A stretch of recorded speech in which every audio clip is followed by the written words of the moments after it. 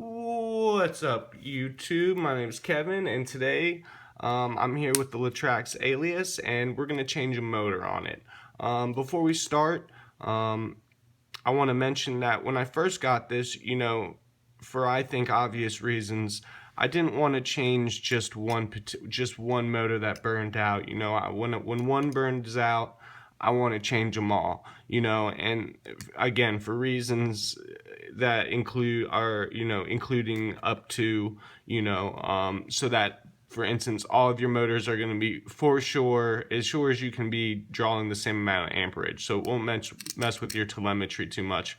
Also, if they're all new motors, you have a better chance of having a more successful flight before one of them fails again. At least they'll all be failing at the same time instead of, in increments of like, 2 or 3 flight, 2 to 5 flights, they're gonna start dying on you. And it's just better, I think, to change all the motors at once. But again, with this thing, the motors have been dying so much on it that it actually has become worth it I'm just gonna start mix and matching, because I've been on the phone with customer service, and they're doing a real great job. They've sent me like two new sets of motors already, but again, with this thing just burning through motors like that, I can't afford to be picky and have brand new motors on it every time, all 4 ones. With that said, well, first let me show you what actually happened with this set of motors, with this motor, because this has kind of not happened before. All the other ones have just died on me completely. This one actually did something a little different. It didn't die completely. It's still a complete circuit. It's still a circuit, but it doesn't start turning. Something's restricting it. Check it out. Yeah, watch, all of them are going, right? All of them going.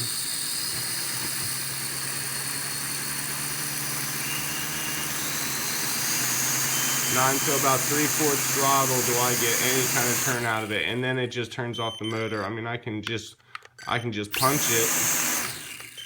Oh, you know what?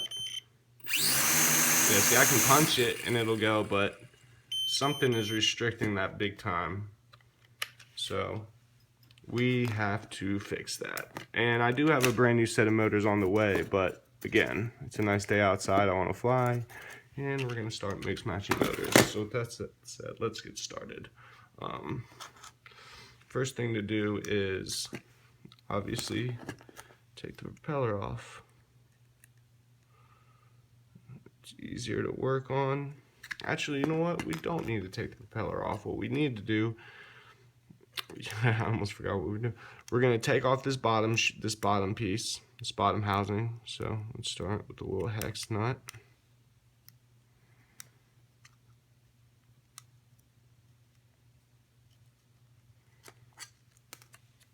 One.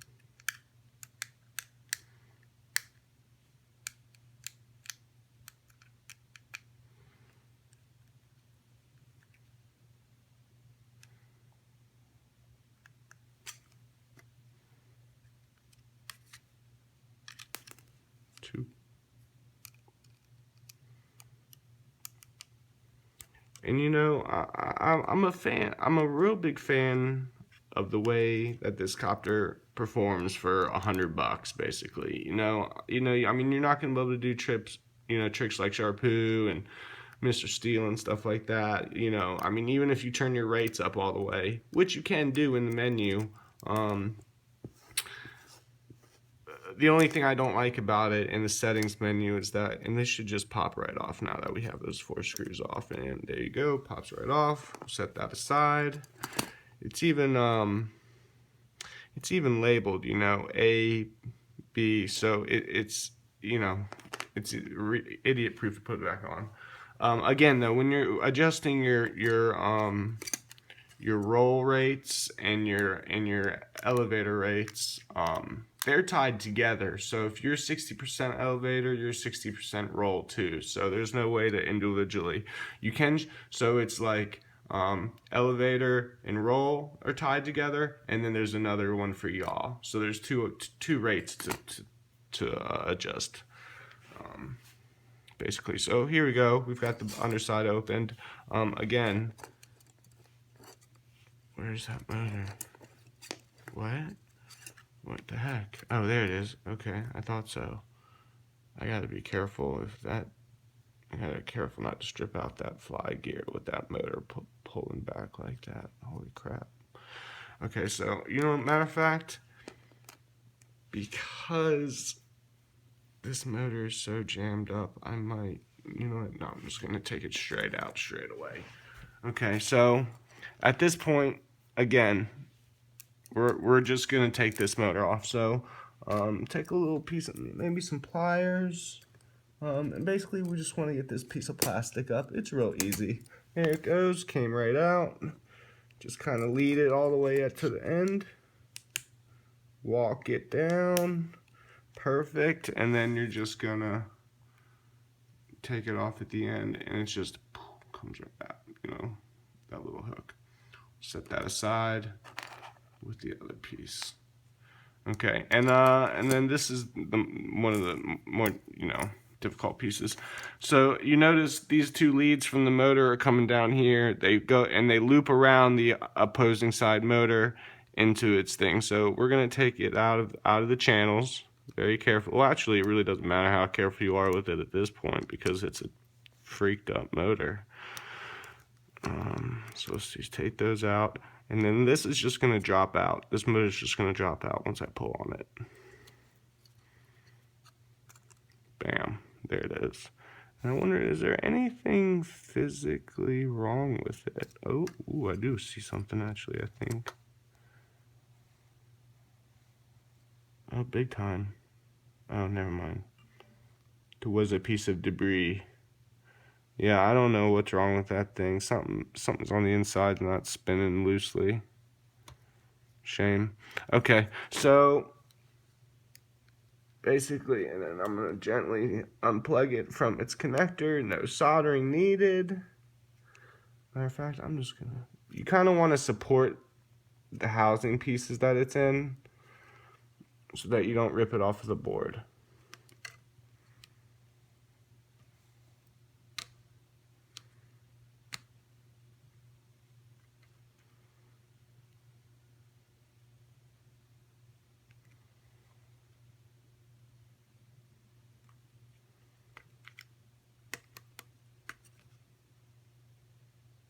Let me do this real quick. Hold on.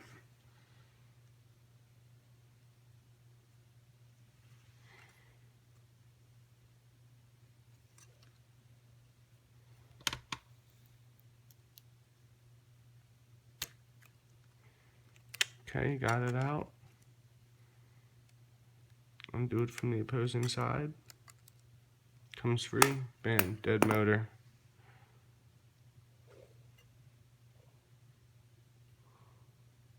And from this point, we're gonna go and find the new motor and put it on there. Everything looks good. You do want to be careful, folks, that you don't, like I just did accidentally. The only thing holding this board in right here is these little LEDs that are being held on by washers. And it's just kind of floating in there, so you don't want to put any pressure at all on the board, or it's gonna push it out of whack. It's not gonna be centered, and that's okay. Okay, that looks good.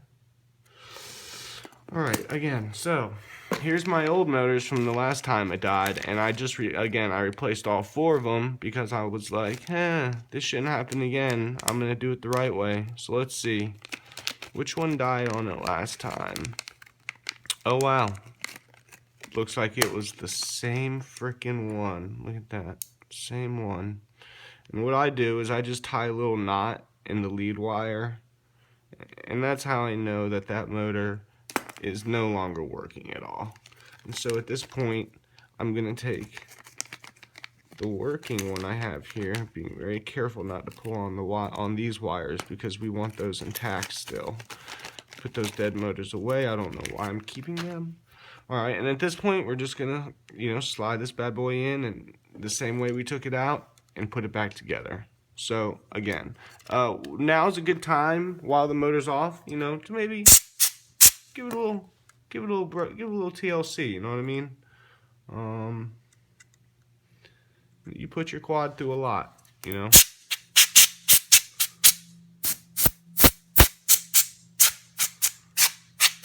Alright, that's all you need. That was my Bob Ross impression right there.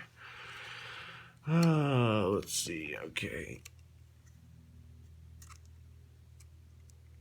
You know what, I loosened up that screw. Let me put this screw in there, back in there. Sorry guys, I'm getting distracted here, but let me just do this real quick. I know you guys are getting so mad. They're like, just do it. Or better yet, you guys are probably not even watching anymore. You're like, I'll just figure it out. I've got enough information at this point to do it.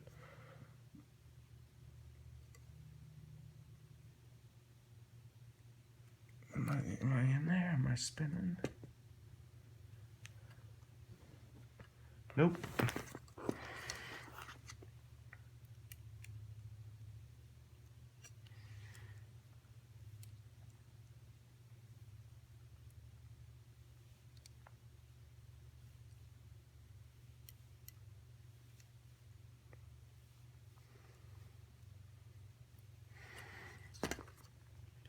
Make sure all these motors are tightened. All these props are locked down nice and tight. I did put new shafts on it last time I changed the motors. And I'm not sure if I can tell a difference, but I'll tell you what, next time when these new motors come in and I change all new motors, I am going to put new bearings in. You see the blue anodized steel? Those are the different main shafts. But again, when I get to, I'm definitely would recommend getting new bearings after a while, because I wish I would have done that originally. Okay, so let's put it in. So here we go. So looks like the wires kind of want to go that way naturally, so I'll kind of push it in there. Should come right out the top. Take my little screwdriver and just push on it. Bam, right in there. Perfect. Alright, it's lining up nicely. Make everything is nice.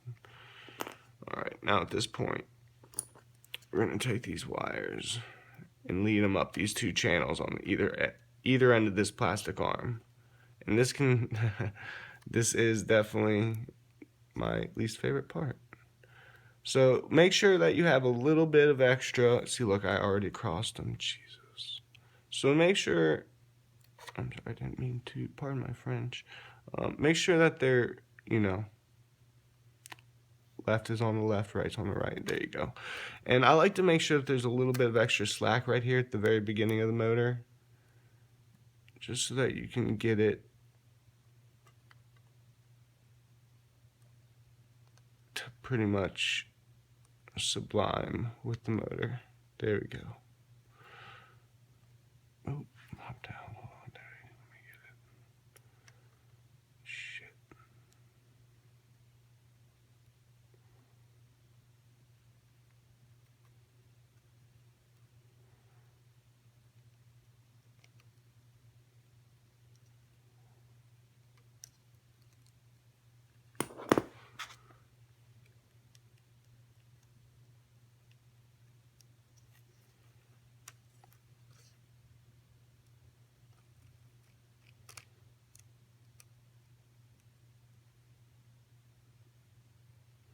Alright, so now that those are kind of in their channel, what we're going to do is we're going to take this, loop it around the opposing motor's lead wires, very, very simply, come back down, and we're going to just plug it back in. Let's make sure I got that.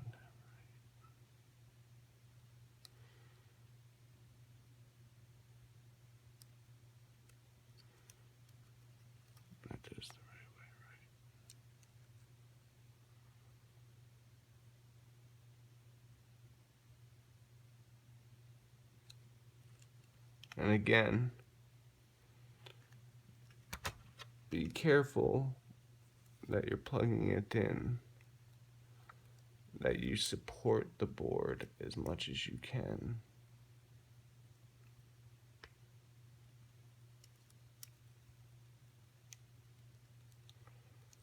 So there it is. And I'm just going to push right down on it. Alright. It's in.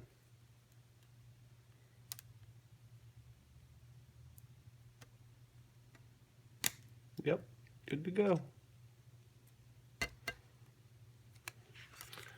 And so at this point, I think it's a good idea that we should maybe test it. Yeah, let's test it.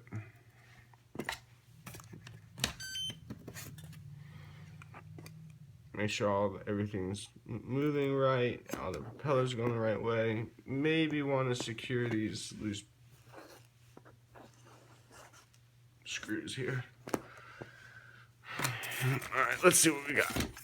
Everything should be good.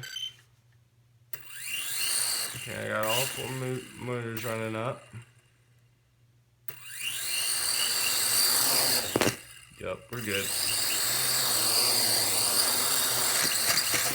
Oop, see, and people are like, oh, that's why your motors are going out, because you're hitting things. And they're absolutely right. Okay, so we know that the motor is on the right way and everything. Okay, so again, let's close it up.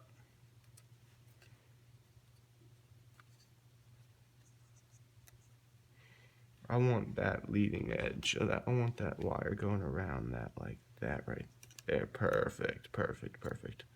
Okay. And again, I just want to make sure that all these wires are in these channels real nice and secure, so that when I'm putting that plastic covering on, they're not wanting to come out on me. But they are very, careful with them. All right, there we go. We're looking good. Okay.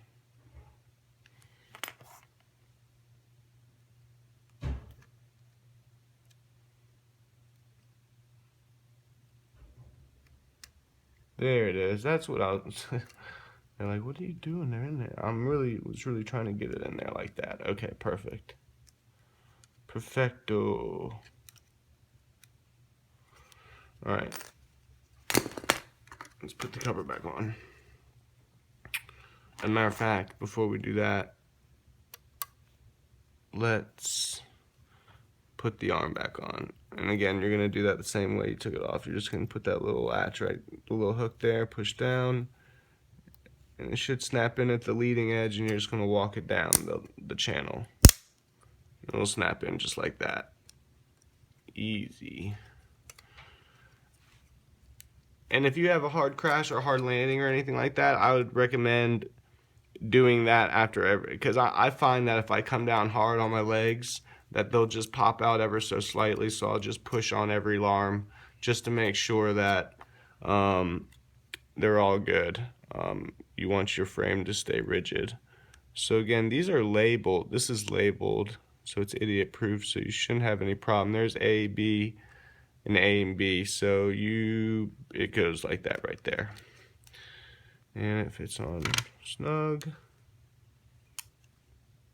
And you're going to put those 4 screws back on.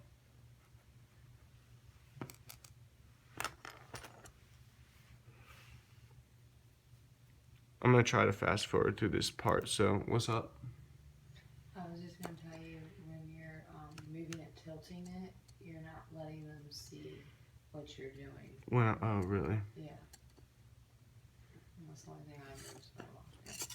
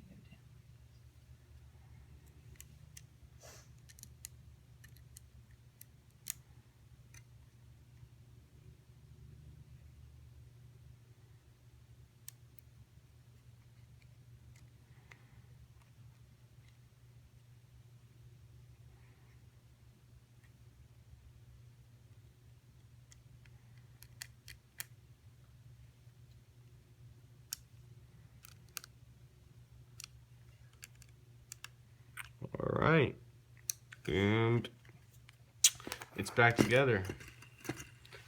That's how you change a motor on the La-trax Alias. Thanks for watching. Later.